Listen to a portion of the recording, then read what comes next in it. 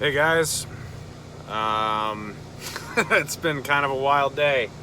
I have been driving as usual most of the day. I'm in the truck stop right now, just stopped, and I was catching some updates on the road every time I'd stop here and there, and I was in a bunch of group texts and on Twitter and stuff, and people were sending me stuff, and so it was just a disaster. I do have a friend who was there in DC that I'm going to be talking with tomorrow, and I'll have more details about what he saw while he was actually there.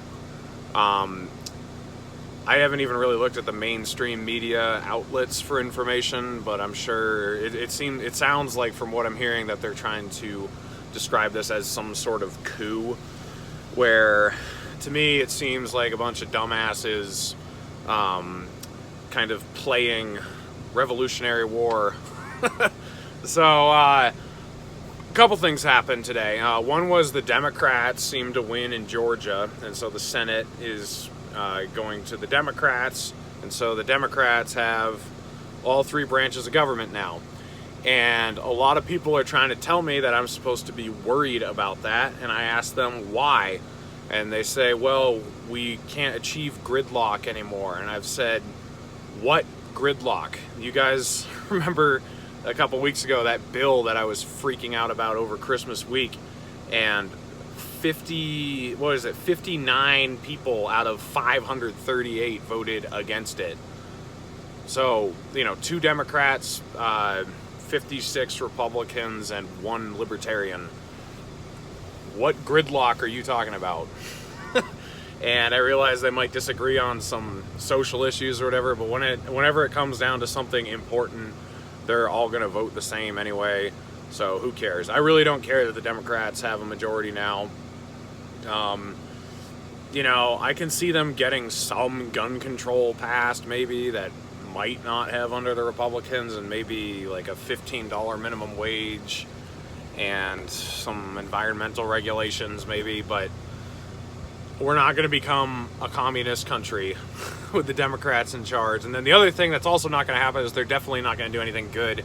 They're not going to end the wars. They're not going to end the war on drugs. Not going to legalize marijuana or anything like that. I'll be surprised if they do, at least. And they're not going to bring the troops home. They're not going to cut the military budget. They're not going to do anything that Democrats are supposed to do that's good. They just aren't. So I really don't care. But that actually became the smaller story today because, as I was saying, a bunch of idiots stormed the Capitol building. So, my take on this is I think most of the people storming the Capitol were retards. And they were there for, I'm going to call it a false cause. It was, I have not seen substantial evidence to make me think that Trump won the election. And even if he did, Congress has no more knowledge than anyone else that that's the case. And if Congress were to throw it to Trump instead, that would be a coup in my mind. That it just would. So I don't support any of the Stop the Steal protests that are going on. So, and, beyond that, I don't think Trump has been a service to this country. I think he's been a really bad president. Not much better or worse than any other president, but I just don't think that it's a loss to lose him. So I would not have gone to this in support of the cause. I just wouldn't have. I might have gone to watch the show if I had been around, but it's not a cause I would support. I think it's pretty dumb. And there was just this big protest going on for Stop the Steal, and then they ended up fighting with the police outside the Capitol building, and I actually really thought that was good.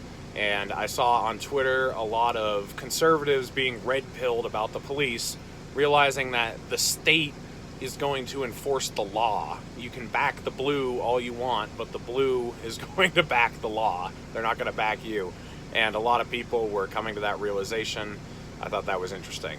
But then a bunch of these people pushed past the police and they made it into the Capitol building, and the representatives were evacuated, and so was Mike Pence and everybody, and they made it into the chamber and some of the offices. I saw pictures of Nancy Pelosi's office, and her her computer was still open with her emails visible.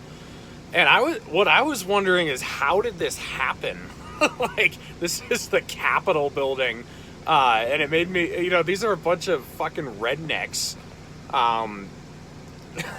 upset, about Trump, and they were able to breach the Capitol building. And to me, that was what we should be talking about. Not so much that, there's a coup or something, but that the fact that a bunch of rednecks were able to just kind of waltz into the Capitol building, that was nuts. And, unfortunately, one person did get shot and she died. So, this would be kind of funny if there hadn't been casualties, but there were casualties. And, it just sucks. Like, it was a dumb move. You're not going to accomplish anything once you get in there. It's kind of like this Chaz thing in Portland, or Seattle. I guess I was in Seattle, but it's a little more serious because it's the Capitol building. And I don't know what these people were expecting to be able to do once they got in there. I think they just got excited and went for it. It doesn't really seem too planned out. So my overall opinion of this is it was kind of dumb, and these guys are a bunch of retards. But I do like the fact that they were actually going after the right building. This was one of my criticisms of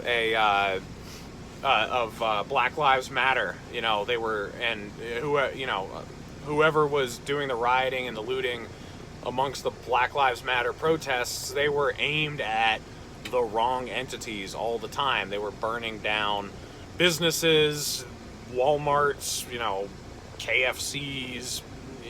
I mean, those people are not doing anything to you. You are angry at the police, you're angry at the government, and all these government buildings are fine. They did burn down one police station, and they went after the courthouse, so those times it actually made a little bit of sense. But these right-wing idiots, they were going after the right building and the right people, and there were some great pictures of congressional representatives kind of huddling in fear inside the Capitol building, and that did put a smile on my face, because regardless of what the reasoning was behind this protest or riot or whatever you want to call it, it was great to see the representatives terrified in the building, because that's how they should feel all the time.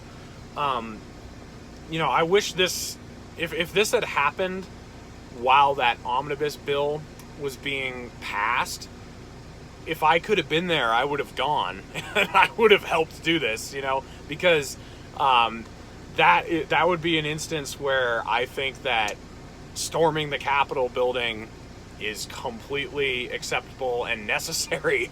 But the fact that they were doing it over this instead, it was kind of disappointing. And people are saying, like, well, aren't you, you should be happy that people are, trying to overthrow the government at any time. And I'm like, well, they're not going to overthrow the government by storming the Capitol building. If we were to storm the Capitol building, I wish it had been over something a little bit more important, like the Patriot Act getting re-signed, or the omnibus bill that I was freaking out about a couple weeks ago, something like that. But regardless, as I said, it was nice to see the people storming the Capitol and the representatives terrified inside the building. I'm gonna wrap it up here, but what really hit home to me about this, and I also thought this back during the police protests last summer, as long as the right and the left are divided, we're not going to have any serious opposition to the state. And the state is the enemy. Your neighbor is not your enemy. your right-wing neighbor with his AR-15 or your left-wing neighbor with her yoga mat. You know, those are not your enemies. Your enemies are the fucking people that passed that $2.4 trillion bill 2 weeks ago and sent hundreds of billions overseas, hundreds of billions to fund all these wars, the ones who are locking you up for smoking a plant, or, you know, throwing you in jail and closing down your business. You know, that's the enemy. As long as they have us divided over stupid shit, we're not going to be able to do anything to counter them. So that is why this whole message of unity, libertarian, small L, even though I'm hoping for it under the Libertarian Party, small L libertarian unity. As long as we are uniting against the oppressive state, that's what matters. And until that happens, nothing is going to change. So I'll do another video tomorrow after I've talked with my friend, after I can do a little more research on everything that happened. And I'll get back to you guys. I'll read some of the questions here. Let's see.